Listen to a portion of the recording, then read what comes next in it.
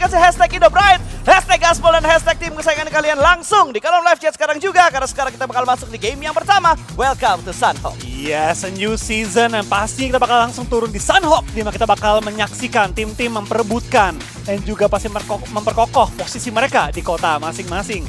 Saat ini dari gue pribadi sangat antusias melihat Camp Alpha. Ya, akankah sesuai dengan off-season di mana gue lihat ada 3 tim, ya. BTR, AE dan juga TEM yang turun di satu area yang sama. Pesawat pun sudah menuju ke arah Camp Alpha, tampaknya BTR sudah turun, ada tim yang turun bersama mereka itu Voin, tapi Voin akan menuju ke Hatin.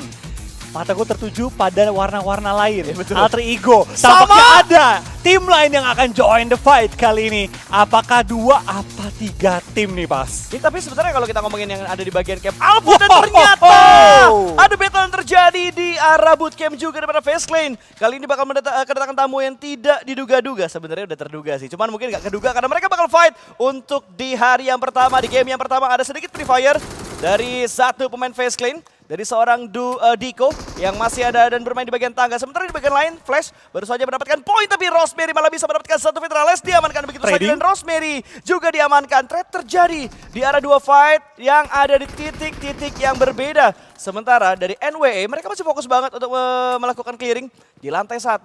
Supaya tidak ada pengganggu sama sekali. Ini kayaknya efek-efek dari off-season kemarin masih kepicu adrenalinnya sampai di hari pertama, match pertama. Iya, tapi terlihat nih Pas dari NWE dan juga dari tim Face ya. Mereka ngebagi cukup rapi, setengah-setengah dari area bangunan U-nya. Tapi pelan-pelan, tapi pasti. Tampaknya dari Face mulai nge-pressure menuju ke arah NWE. Tapi lain sisi, kita dari tim Alter Ego mulai ke pick off satu persatu anggota mereka. Bahkan kali kita bakal trading pun masih terjadi antara kedua tim tersebut. Di sisi lain juga tadi ada tim Flash yang masih tempur juga. Yang masih terlihat di layar kecil kanan bawah kita.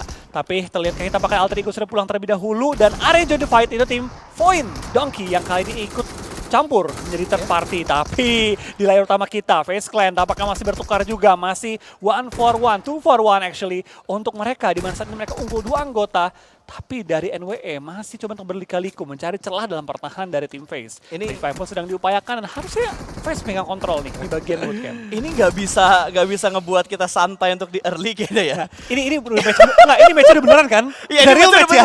Ini bukan show match kan ya? Bukan kan? Ini bukan apa ya? Bukan scrim untuk di pembuka hari nyoba-nyoba aset dan segala macam, udah bukan kan ya? Udah bukan rehearsal kan, dan tiba-tiba Fastlane berhasil memenangkan secara mutlak. Satu tim dipulangkan langsung menuju ke arah lobby. Kemenangan mutlak didapatkan oleh Fastlane kali ini. Oke, boleh gue komentarin Boleh, match ini? silahkan. Boleh Gus. Kalian kasihan juga. Babak belur. Oke, walaupun ada tim Secret dan juga Homeboys tampaknya masih menjadi PR kalian untuk melanjutkan ini. Masih lanjut loh.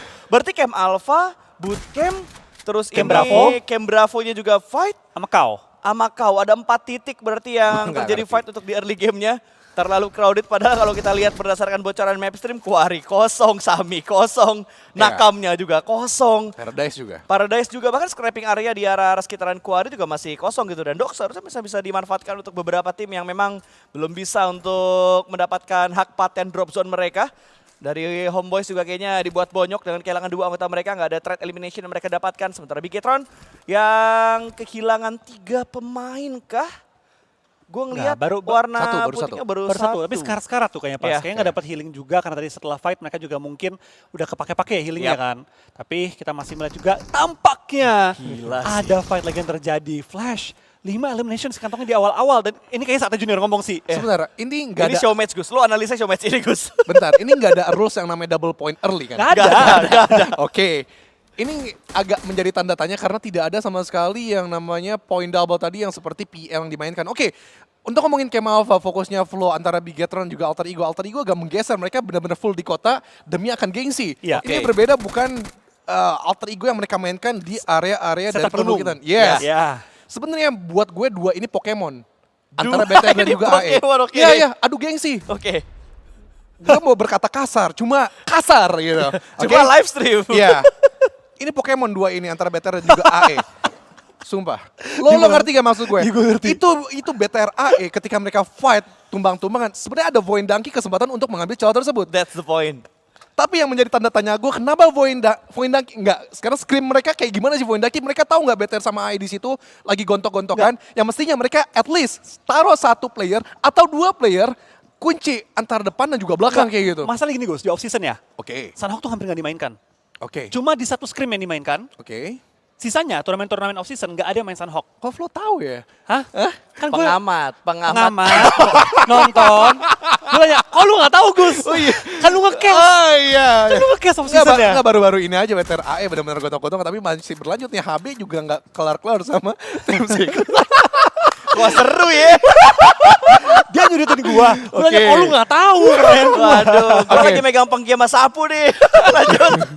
Oke. Hatinnya juga dikosongin sama scrapingan yang seberangan di jembatan sebelah kanan antara Talmok juga. Ini menjadi tanda tanya gue juga. Berarti secara tidak langsung Voindanki udah ngerti. Mereka mengambil tempat-tempatnya dari alter ego yang sebelumnya. Iya. Seharusnya bagi gue, kalau gue ngelihat Pokemon 2 begini lagi tumbang gitu, gue naruh entah Zeta sih, Zeta or Vexi. no, Potato. Potato yang bisa melihat keadaan tersebut. Take it or leave it. Oke. Kayak gitu. Kalau bagi I gue see. tadi, take it. I see. Jadi tim Brunginnya langsung terpartiin. Ya, Nggak usah masuk tapi outernya aja kan? bisa kok itu. Iya, iya, Bisa iya. ada Tapi kesempatan. satu sisi, BTR dan juga AE harus bersyukur. Tim yang turun Hatin itu Voin.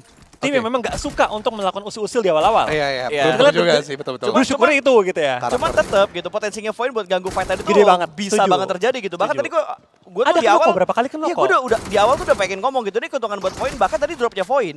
Tapi bentar ada fight yang terjadi karena tim Secret masih melanjutkan fight mereka bertemu dengan tim Homeboys dan akhirnya Homeboys pun dipulangkan menuju ke lobby hanya membawa satu eliminasi saja dan kita lanjut ngebahas di Kepulauan Alpha yang tadi cukup chaos gitu. Kalau lu perhatiin dropnya Void ya, itu beda banget loh. Void biasanya mereka tuh kalau udah ambil Hatin, mereka nggak mau ngambil bukit camp Alphanya. Tidak, memang Karena itu tempatnya AE. karena kan? pasti ada tim di atas gitu loh. Logiknya seperti itu. Mungkin mereka udah mendengar desas-desus ini bakal ngotot antara BTR sama Alter Ego. Makanya mereka berani buat ngambil di arah Bukit Camp Alphanya. That's why gue makanya tadi kalau mereka tahu karakternya seperti itu ada dua Kemon adu gengsi, sikat cuy. Satu ya Potato, gue nggak bilang yang high fraggernya entah itu Rezak ataupun Vexi. Tapi decision tidak. maker-nya. Iya, Ya. decision makernya harus ada di situ. Biar Take it or leave it. penyimbang gitu kan. Kayak, Betul. jadi nggak harus wajib 100% take it. Betul. Tapi ada chance buat oke kayaknya nggak worth it deh. Tapi ini buat teman-teman mungkin ya amat disayangkan nggak bisa lihat map stream tadi ya. Ya. Sebenarnya pas mereka ngedrop, Zeta itu terbang di atasnya Camp Alpha. Oke. Di saat itulah mungkin dia ngasih kode ke yang lain. 8 Oke. orang turun. Dan gue sebenarnya kenapa gue bilang Zeta secara psikologis juga gue ngerasa ini adalah salah satu cara mengontrol Zeta, mukil or not. Iya. Karena kalau Rezak, gue beberapa kali momen dia ke Alpha 7 tahu timing, Vexi juga bisa menahan diri. Disitulah juga salah satu untuk melatih dari seorang Zeta. Jiwa muda ya, adrenalin Yeah. pasti bisa Yeah. kontrol atau enggak gitu loh. Buat Yeah. ngikutin instruksi, buat ngikutin kayak teamwork timnya bakal seperti apa. Yeah. Dan Void kayaknya emang punya keputusan yang lebih bijak tadi. Mereka hanya ngambil sebuah keuntungan untuk kali ini karena mereka baru ngedapetin satu eliminasi. Sementara kalau kita perhatiin dari 16 tim udah 4 yang terkikis pulang ke arah lobby. Alliance pulang, Homeboys pulang, Alter Ego. Dan ada satu lagi tadi tuh tim dari Malaysia ya, New Era ya? New Era, Ya, New Era yang udah dipulangin juga menuju ke arah lobby tinggal 12 tim. Dan zona menuju ke arah Kepulauan Bravo. Ngambil ke arah Quarry yang kurang lebih hampir jadi center dari circle yang kedua. Kayaknya karena ada junior di meja ini ya. Aura-aura junior tuh kayak agak kena sama gue gitu. Pengen gue debatin gitu loh pas. Lu bilang pilihannya bijak ya. Menurut gue adalah pilihan yang terlalu safe. Tadi. Iya gak sih Gus? Lu pengen. Kayak ada aura-aura junior kena gue gitu. Kayak denger kata bijak. Enggak kayak. Tapi emang kalau kita mau bikin perdebatannya seru adalah lu nggak bisa pro dua-duanya, harus ada kontranya juga. Iya. Ya harus memang, karena kan banyak juga variasi PUBG Mobile. Betul, loh. betul. Variabel mereka banyak banget buat semua in-game. punya teori. Iya. Iya, tinggal praktekinnya gimana gitu ya. Saya kalau menurut gue tadi VD bener ada satu sisi dia hajarin bisa. Tapi ada sisi dia oke bijak kita lepasin, kita udah tahan mereka. Emang style VD gitu. Bonyokin satu tinggalin gitu. Nanti urusan nanti di akhir. Tapi emang tipikalnya VD dengan awareness mereka yang bagus gak sih? Betul, betul. Seperti itu memang. Kayak daripada lo gontok buat ngelok satu momen di bagian camp alpha yang bisa potensi muter takutnya ke di lock jembatan lagi sama lain. tim lain. Karena masih ada potensi yang bakal motong dari arah kau, Nggak dari arah mungkin mana. sih. ya, jembatan Tapi palingan. enggak, tapi mentok-mentok. seenggaknya ya yang gua notice di sini awareness-nya VD kita lihat di 2024 juga cukup tinggi untuk potensi yang bakal mereka ambil Iya. fight commit untuk ngepres atau mereka objektif Tapi play-nya. emang jati dirinya VD, kalau nonton PMGC kemarin, bukan tipe yang tim yang usil-usilin. Ada yang terparty pun mereka nggak yang tabrak. Betul. Cuma ganggu dari jarak jauh. Cuma tadi emang benar, gue setuju sama Lo punya Junior. waktu 3 menit saya cuma. Itu. 3 Lu menit. punya waktu banyak banget, harusnya paling nggak bisa 2-3 elim dapat. Bisa Iya. abisin malah. Itu pun kalau memang bisa, dan gue juga setuju, dan tetap harus dengan playstyle-nya Iya. Vicky Iya, gitu loh. betul. Nggak tabrak langsung gitu Iya, kan. kalau benar-benar kelihatan banget, dan itu pun juga misalnya kalau dari kejauhan cuma jatuhnya ke knock, menurut gue nggak perlu. Tapi kalau emang bisa dapetin itu eliminasi, take it 3 menit. At least 1 menit lo bisa maksimalkan untuk itu. Kalau 1 menit tidak works untuk strategi tersebut, tinggalin. Oke. Mainin playstyle lo untuk 2 menit yang tersisa dan main lagi dengan playstyle lo. Lebih eksploratif lah tadi ya. Oh. Lebih berani, bukan masalah bijak atau enggak sih. Lebih berani karena dia punya space time frame ini gede gitu loh. Iya, dan bukit-bukit udah lo kontrol sih enak banget sebenarnya Nah, teman-teman Alter sekarang Ego. yang pengen gue angkat topiknya adalah tadi kita sempat ngebahas tuh habit dari sebuah tim kayak poin yang objective play-nya cukup tinggi. Iya. BTR Gus. Ini dengan playstyle BTR yang kita lihat sekarang dengan ngototnya mereka, ini emang tipikal player mereka yang enak buat diajak atau coaching staff moment untuk tabrak, ngotot, komit. Yang buat gue gengsi nomor 2. Oke. Satu, sebenarnya drop zone itu masih banyak. Banyak banget. Iya, itu dia. Masih, jangankan itu, dulu Alt RA pun di BTR, Sahme pun mereka masih ambil. Orang splitting yang sebelah Tatmoknya bisa diambil Iya, kok. iya, Buat iya. waktu di Tempatnya Ryzen banget tuh dulu. PMCO global Iya. kan. Iya. Dan itu yang menjadi tanda tanya gue, kenapa, apa yang mereka kejar dari Camp Alpha? Kecuali Camp Alpha yang memang yang dimainkan oleh Void Donkey. Iya. Itu baru works. Tapi Camp Alpha pinggir buat gue Nothing gitu. Kalau lo emang scrappingan dengan yang, misalnya ada yang di atas dan juga satu ada di kota Alvanya, ya baru works itu. Tapi kalau semua yang ngumpul di satu kota itu buat gue nothing. Ya berarti tujuan mereka tadi bentrok adalah uji line up firepower mereka. Uji ego doang. Jago. Uji ego doang. Tidak kalau lebih kita- dan tidak bukan. Uji Kalau ego lihat doang lu tanya kan menurut pasti ya, gue. tipikalnya better seperti apa? Iya. Kalau kita nonton dari konten lu ya, Iya. kan ada dari Koya juga bilang bahwa mereka emang ngebentuk tim ini sesuai dengan keinginan dari visi misi coaching staff ya gitu kan. Sama ngambil yang sering dikritik sama fans. Dibilang kayak BTR takut perang dan segala macam. Ya mungkin ini mereka buktiin mereka nggak takut buat perang. Tapi ternyata Razy terpotong rotasinya langsung dihantam knock and valid no debat langsung dipulangkan. Satu punggawa BTR sudah hilang lagi. Iya, tapi tampak kita bakal melihat ada peluru yang connect juga menuju ke arah player-player dari BTR lainnya. Dari Vikings sampai mereka sudah mengunci area sekitar. Tapi mereka pun tidak bisa memenangkan fight ini tanpa ada kehilangan sesuatu. Satu player Vikings pun disecure oleh tim Bigetron yang sudah mengantongi 5 elimination. Saat ini Federales dan juga dari seorang Satarles, mereka pun terjepit. Tepat di luar area zona, kendaraan pun sudah dikunci dan depan mereka itu high ground. Dan juga sisi kiri kanan semua dikunci oleh Viking. Untuk BTR ini salah satu posisi terburuk yang bisa mereka terpaksa dapatkan. Tapi bagi tim Viking mereka juga harus pertimbangan. Telat dikit masuk zona, belakang mereka bukit. Kalau sampai diisi mereka juga udah skakmat. Iya, karena kalau kita lihat dari map stream yang bakal ngelok mereka juga ada makna e-sport yang bisa memotong dari bagian selatan. Terus pergerakan juga harus diperhatikan dari BTR nanti yang kira-kira bakal menutupnya ke arah mana. Bahkan Talon diem-diem mereka udah ngedapetin tempat yang enak banget di arah-arah pertigaan ya, rumah pertigaan yang mereka kontrol. Hanya tinggal menunggu kalau misalkan zona terus-terusan menuju ke arah sana. Harusnya mereka bisa nyayur tergantung dari berapa amunisi yang mereka punya sekarang gitu. Tapi ini mungkin pertanyaan Buat gue lagi? 1-2 terakhir buat Oke. Kak Agus sebelum akhirnya kita fokus menuju ke arah fight karena udah masuk di circle yang terakhir juga. Dengan potensi map stream kayak gini Gus, Iya. WWCD forecast paling tinggi menurut lo ke arah tim mana? Vampire. Masih Vampire. Itu yang tengah dari Quarry pasti mereka saling adu tembak, tapi pengikisan yang paling enak tuh dari arah Vampire bagi gue ya. Iya. Karena kalau yang dari kanan ataupun dari atas, ya lo ngincer tengah itulah paling entah Void Donkey bisa dapat atau tidak, tapi dari Flash nampaknya sudah ada tembakan-tembakan dari seorang boss juga, tapi GK di belakang ada yang masuk juga powernya. Ya agak tanggung tadi sebenarnya kalau pengen dipotong tapi gak apa-apa biar Junior mengambil dan GK sudah berhasil diamankan satu tersungkur tapi tembakan begitu lagi datang dari seorang Tops yang hampir saja bisa mendapatkan korban yang kedua through the smoke dan hampir lagi untuk bisa mendapatkan sebuah knock-in tapi masih belum berhasil. Satu buah upaya untuk menambah pundi eliminasi. Flash mulai melipir mereka, Secret mulai mengatur temponya tapi granat bakal masuk, dua ter-take down. Satu harusnya bakal langsung dipulangkan sesaat lagi karena sudah mulai bleeding, bahkan granat demi granat yang dilemparkan oleh Flash benar-benar on point dan Molotov juga dilemparkan membatasi pergerakan dari last man standing yang ternyata masih bisa healing. First aid-nya berhasil, dia lompat tapi hitmark-nya masuk. DBS play bakal dilakukan dan Secret selesai. Flash membuat Secret terlihat cukup sepele. Iya, tapi sembari fight berjalan, sembari Flash mendapatkan elim ke-8 mereka, tampaknya Void pun sudah bersiap untuk melakukan penguncian ke arah tim Flash.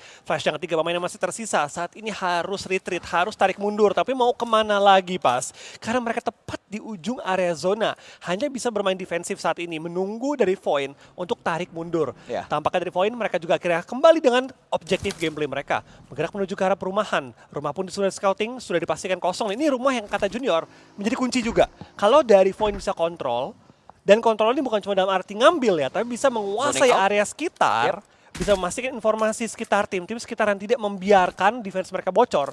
Ini posisi chicken sebenarnya. Tapi baik lagi, itu semua kalau mereka bisa nggak cuma defensive compound, tapi bisa menguasai area sekitar mereka. Tapi kita lihat di sisi lain, tampaknya fight sudah mulai memanas kali ini, tampaknya tensi pun sudah mulai tinggi. Karena beberapa tim di sisi kiri terpaksa harus menuju ke arah perbukitan. Yang berarti kita bakal melihat fight demi fight demi fight. Sebentar lagi pecah quarry dan juga sisi bootcamp. Yap, di pinggiran zona pastinya yang bakal ada bentrok-bentrokan fight yang terjadi. Karena sekarang juga sudah mulai terpicu antara RRQ dan juga salah satu tim berdatang baru ada Magna Esport kali ini yang sedang melakukan sebuah kontes dari knockdown. Sudah berhasil didapatkan oleh RRQ, tapi ternyata mereka masih belum bisa mendapatkan poin tersebut. Tapi Bigetron dengan 2 anggota mereka yang tersisa masih bisa melakukan upaya fight yang begitu ketat. Kali ini mendapatkan 1 pemain dari Vampire, tapi trade talk terjadi karena ada 1 pemain mereka juga yang tumbang. Satar tumbangkan dan langsung dipulangkan menuju ke arah lobby Fast Lane, mengambil sebuah keuntungan juga untuk melakukan sandwich ke arah Bigetron. Tapi lihat di pinggiran area zona pas tampaknya fight kembali terjadi. Talon, FaZe Clan sudah mulai beradu peluru juga, di mana kita bakal lihat dari tim FaZe. Tampaknya 1 pemain mereka masih dalam posisi tersungkur, tapi tidak jauh dari mereka. Di posisi luar zona juga masih ada tim Vampire Esports yang siap untuk melakukan third party. Dari Axel melontarkan beberapa granat menuju ke arah lawannya, tampaknya pun connect dan bisa untuk menyicil tidak. Masih ketahan batu, tapi dari tim Talon tampaknya punya upper hand menghadapi tim FaZe, dan kembali satu persatu anggota FaZe mulai dihabisi oleh tim Talon, tapi a new challenge has arrived. Tampaknya dari VPE bakal join the fight on Zen. Schwab mulai nge-push ke atas gunung. Lontaran granat mulai terjatuh lagi, tapi dari tim Talon tidak ada yang tercicil, tidak ada yang terjatuh. Tapi di sisi lain, tampaknya RRQ harus pulang juga oleh tim MEC di posisi ke-10.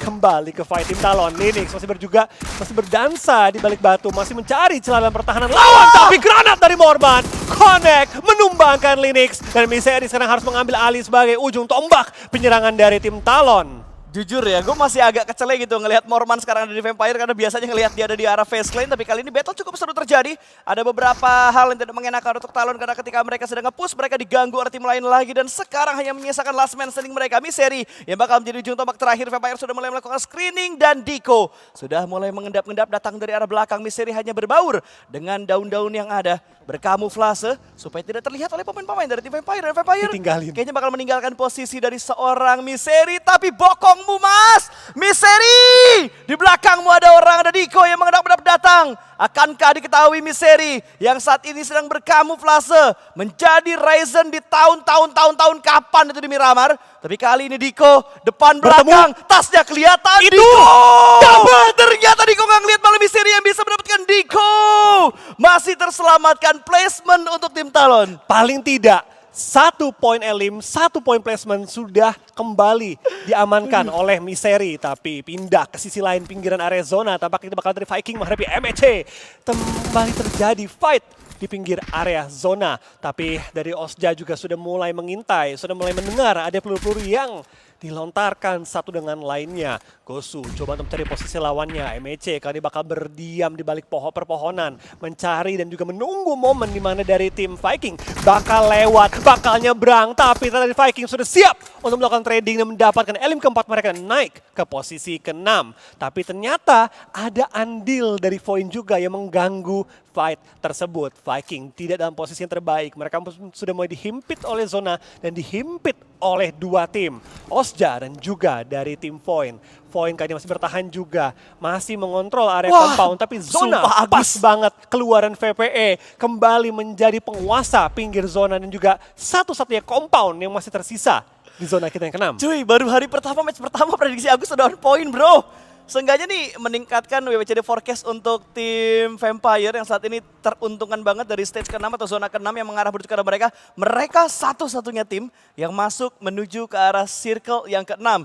Sementara Talon kali ini hanya menyisakan seorang Misery bermain dengan super lambat, bermain di area belakang, membuntuti satu tim di depan mereka, Aus JTH yang bakal diikuti oleh seorang Misery, tapi ternyata Viking mendapatkan satu tamu yang datang. WSJ sudah mulai menuju ke arah pemain dari tim Viking. Gosu kali ini menerima splash damage yang agak menyakitkan, 50 HP barnya hilang, tapi ada balasan granat dari seorang Gosu yang masih belum bisa membawakan sebuah hasil. Bermain sabar dengan jumlah player mereka saat ini. Ada pantauan juga dari seorang Gewi di balik sebuah batu, melihat menuju ke arah depan sana dan memperhatikan setiap gerak-gerik dari tim Flash yang ada di arah seberang. PR mereka gak cuma Flash, tapi ada tim lain lagi, tapi Misteri tertangkap oleh seorang Swap. Selesai perjalanan dari tim Talon, berarti hanya ada Void yang sedang meng-Indo Pride untuk di circle ke-6 ini. Yes, top 5 sudah tercapai saat ini dan kita bakal lihat dari VPE ternyata mulai perang juga, mulai mengganggu tim sekitar karena dari Osja menabrak langsung menuju ke arah Morman. Morman kali ini salah satu tim pemain yang masih ada di sisi depan menahan Osja dengan bantuan.